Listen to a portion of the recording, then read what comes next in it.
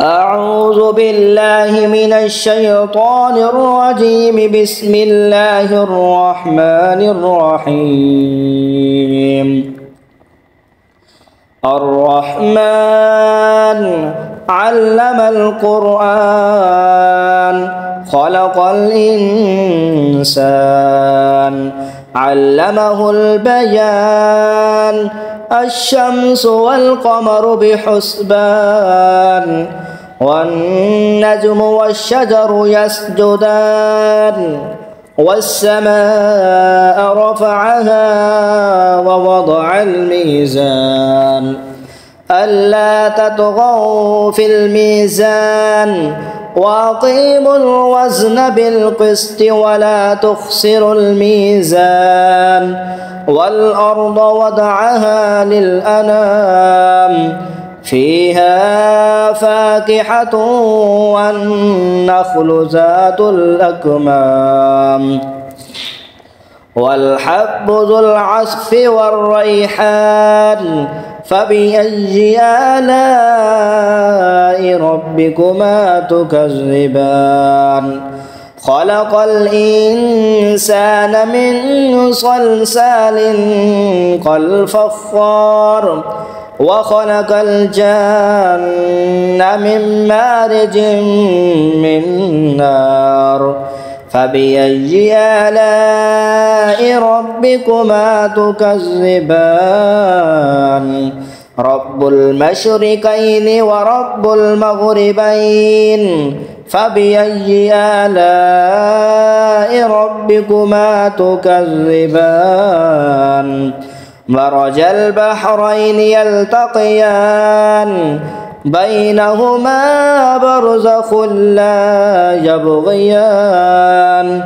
فبأي آلاء ربكما تكذبان يخرج منهما اللؤلؤ والمرجان فبأي آلاء ربكما تكذبان وله الجوار المنشآت في البحر كالأعلام فبأي آلاء ربكما تكذبان كل من عليها فان ويبقى وجه ربك ذو الجلال والإكرام فبأي آلاء ربكما تكذبان يسأله من في السماوات والأرض كل يوم هو في شأن فبأي آلاء ربكما تكذبان سنفرغ لكم أيها الثقلان فبأي آلاء ربكما تكذبان يا معشر الجن والإنس إن استطعتم أن تنفذوا من أقطار السماوات والأرض فانفذوا لا تنفذون إلا بسلطان فبأي آلاء ربكما تكذبان يرسل عليكما شواظ من نار ونحاس فلا تنتصران فبأي آلاء ربكما تكذبان فإذا انشقت السماء فكانت وردة كالدهان فبأي آلاء ربكما تكذبان فيومئذ لا يسأل عن ذنبه إنس ولا جان فبأي آلاء ربكما تكذبان يعرف المجرمون بسيماهم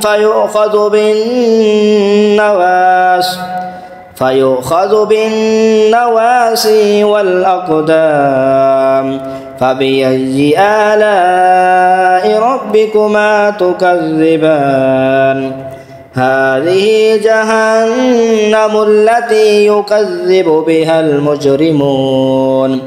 يطوفون بينها وبين حميم آن فبأي آلاء ربكما تكذبان ولمن خاف مقام ربه جنتان فبأي آلاء ربكما تكذبان ذواتا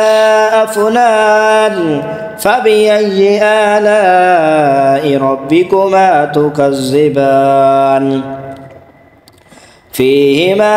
عينان تجريان فبأي آلاء ربكما تكذبان فيهما من كل فاكهة زوجان فبأي آلاء ربكما تكذبان متكئين على فرش بطائنها من استبرق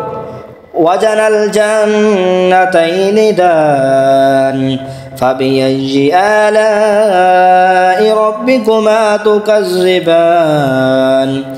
فيهن قاصرات الطرف لم يطمسهن إنس قبلهم ولا جان فبأي آلاء ربكما تكذبان كأنهن الياقوت والمرجان فبأي آلاء ربكما تكذبان هل جزاء الإحسان إلا الإحسان فبأي آلاء ربكما تكذبان ومن دونهما جنتان فبأي آلاء ربكما تكذبان مدهامتان فبأي آلاء ربكما تكذبان فيهما عينان نضاختان فبأي آلاء ربكما تكذبان فيهما فاكهة ونخل